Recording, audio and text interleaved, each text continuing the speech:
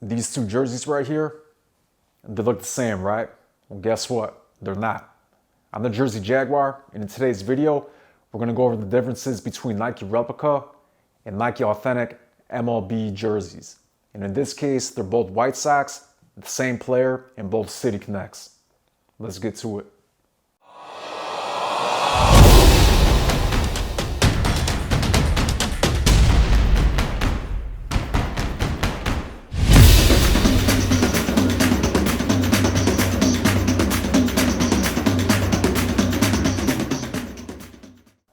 All right, so some of the things we're going to cover in this video are sizing, price, construction, materials, and purpose. And hopefully after all that, you're going to be able to decide which is the right one for you. Now let's start with the sizing.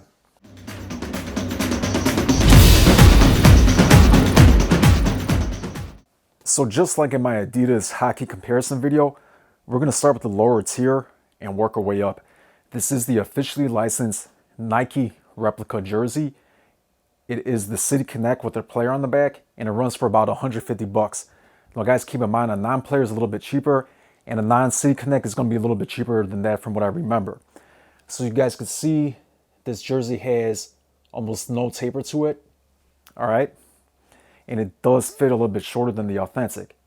Now I chose a size large because that directly correlates to a size 44 on Nike's sizing chart.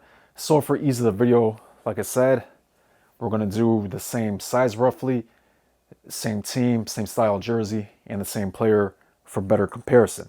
Now guys, before we get into the measurements, if you are wondering how to measure a jersey fully, I'll post a link in the description from one of the videos I made on how to do that. In this video, I'm just going to briefly go over them as I read off the dimensions, and let's get started with that now. So pit to pit, we have 24 inches across, top to bottom, which is rear collar to the rear side of the jersey. At the bottom, we got 31 inches. Body, right around the ribs, we got 23 and a quarter. And at the waist, we also have 23 and a quarter. So as you guys can see, it only tapers in about 3/4 of an inch. So not that much. Now sleeve, we're gonna go from the collar to the end of the sleeve. We got 16 and 3/4. So this jersey's made for the casual fan. It's good to wear to games, wear to work, depending on what kind of job you have, wear to the shopping mall, etc. It fits looser, kind of like a t-shirt would or a hoodie. And it's something that you should look into if you just want to wear here and there and you're not too serious about jerseys.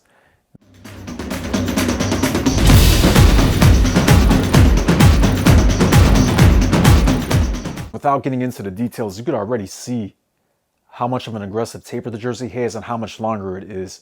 And that is because this is what the players wear on the field, minus some player-specific alterations that they have done.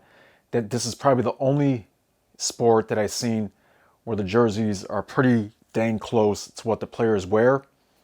And that's probably why Nike charges around 450 bucks for a City Connect jersey with a player on it. Now, depending on the team, the style, the player, no player, etc., the prices are probably going to range between 200 for a blank all the way up to 450 for the City Connects.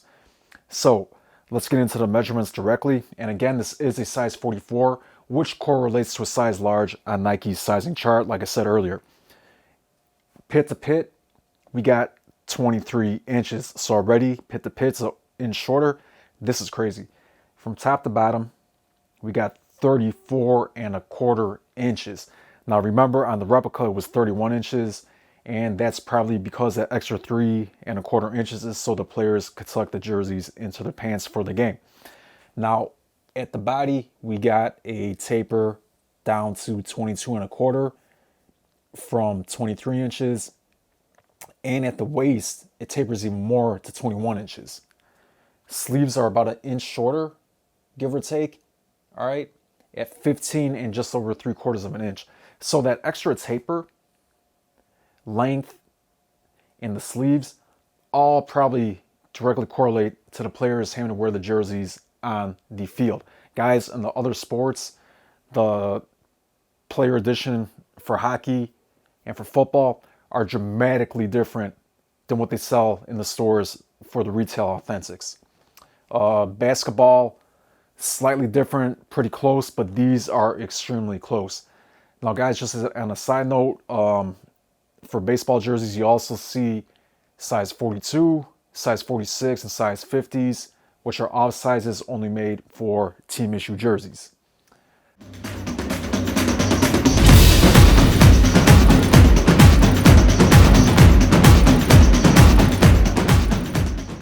Now it's time for the materials and construction part of the video, and per usual, we're going to start with the replica tier first and then work our way up to the authentic next. So you're about to see why this is the replica version and why it is sold for a lot cheaper. Is it still too much? That's definitely up for debate. So let's get it started. So this word mark on the front here, first it's vinyl twill. If you're wondering what a vinyl twill is, I'll post a link in the description about a video I did on the most commonly used types of styles and materials used for customizing jerseys in terms of lettering and numbering. So this is supplemented vinyl twill and it has faux stitching. What do I mean by that? The stitching does not stitch one layer to the other, and the bottom layer is not stitched onto the jersey. It's just all for show, okay? In addition, the sleeve patch on the secondary logo is also sublimated. It's just one layer with a graphic that has been pressed on there with ink, okay?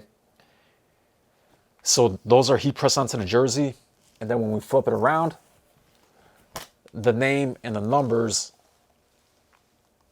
are also done the same way.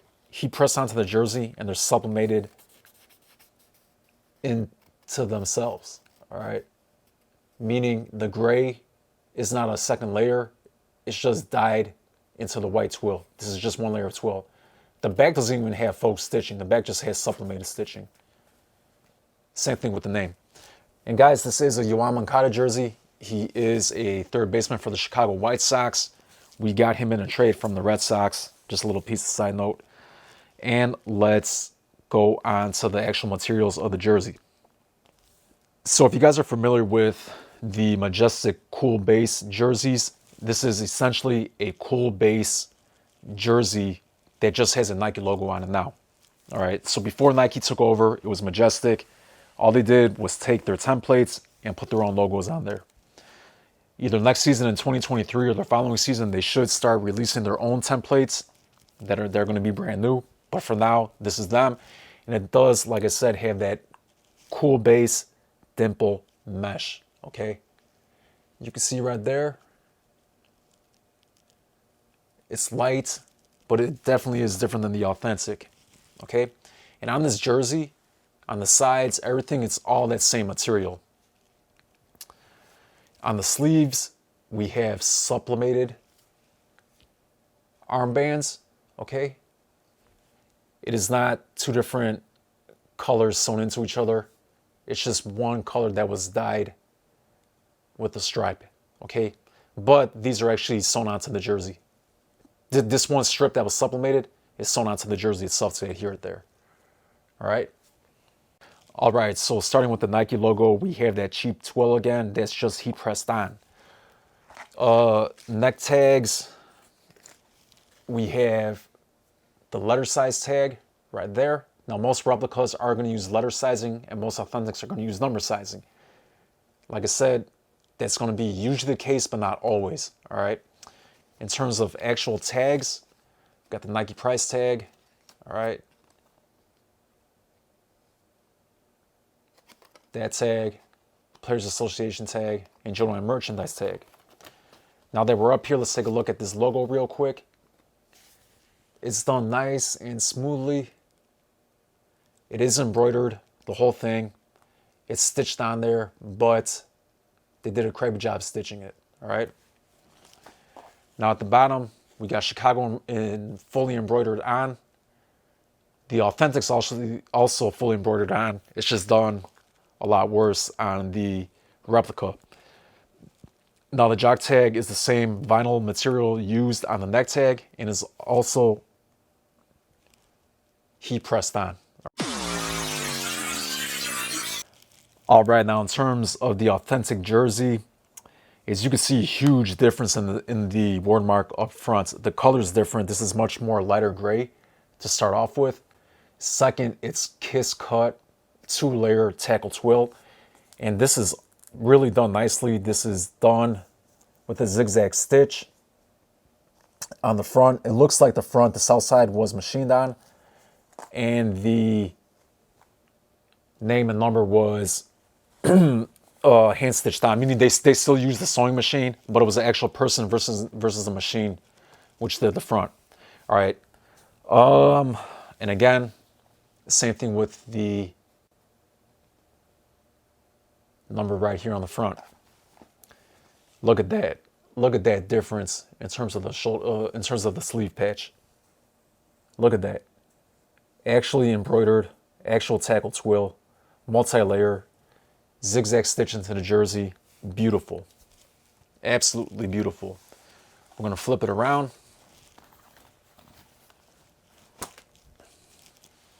And again, we have that nice kiss cut, 2-layer tackle twill, zigzag stitched in there. And look at that name. Beautiful shade of gray. Zigzag stitched, single layer tackle twill. Absolutely beautiful. All right, guys, so we're going to go to the actual materials of the jersey itself now. All right, so on the body material of the Authentic, as you can see, there's 2 different materials. Not just 2 different colors, specifically on the City Connect, but it's 2 different materials. So the dimple mesh on here is much more predominant. We're going to get a close-up of that pretty soon. But here on the side, it's a different material, okay? It's a lot lighter, and the holes are much more perforated all the way through than on the dimple mesh, okay? All right, and as promised, here is the close-up of the material. So, as you can see, the perforation goes all the way through, and the dimples on the dimple mesh part of the body is much more predominant than the replica, and the colors are more rich and crisp. Guys, note that specifically on this City Connect, that these 2 colors are different for the White Sox, but on other City Connects or on other jerseys for Nike in general, these 2 colors are usually the same, okay? Actually, almost always the same. However, this secondary material does oxidize sometimes, and it really happened badly on the Cool Base Authentics. On darker jerseys, though, you don't really have to worry about it. You can't really notice if it does happen. Guys, another thing I want you to see the close-up is the trim on the armbands. Look at how nicely that is knit. Much different than the replica. Much different, much more professional, much nicer. So first things first, that MLB logo is actually plastic with a metallic finish, as you can see, and it is sewn into the jersey. Now guys, the neck tag is actually like night and day difference. This is the actual tag, and it has the number size like I explained. Completely different design, as well as the price tags. Guys, now that we have this close-up view, let me show you the Nike logo right there. So the Nike logo is fully embroidered, and it is sewn directly into the jersey. Let's move down to that jock tag.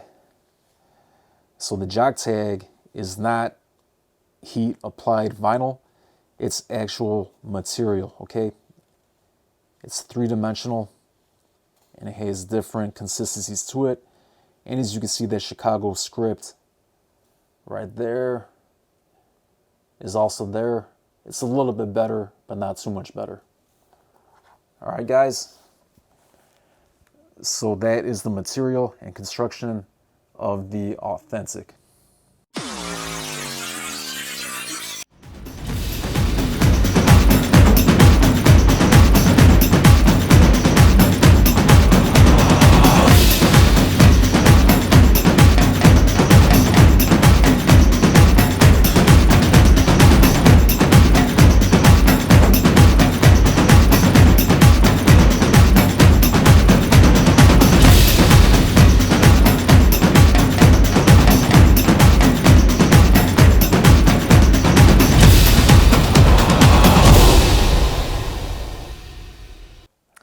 And there you go. Now that you've seen this video, hopefully you understand that even though these two jerseys look similar, there's a lot of differences. And hopefully that information is going to help you choose which is the best one for you in the future.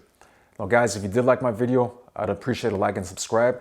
And more importantly, if you have any questions, don't hesitate to ask in the comments. And also, if there's a video you'd like to see me do in the future, let me know. I'll do my best to get it done. See you at the next one.